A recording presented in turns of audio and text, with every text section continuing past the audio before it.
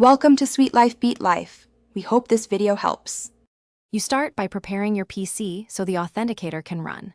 Install a lightweight Android emulator and the Google Authenticator app inside it. This gives you the same app experience as on a phone. Once installed, sign into the Google account you plan to protect and open security two-step verification. Make sure you have a backup phone or recovery code set. Then choose the option to set up an Authenticator app to generate the QR code you'll scan next. Now you connect the account to the Authenticator app. In the emulator, open Google Authenticator and pick Scan a QR code.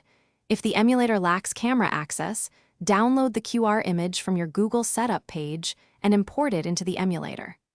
Once the QR is scanned or imported, the app creates a 6-digit rotating code. Enter that code back on the Google website to verify the link and make sure the time sync is correct so codes don't expire. Finish by securing backups and testing sign-ins.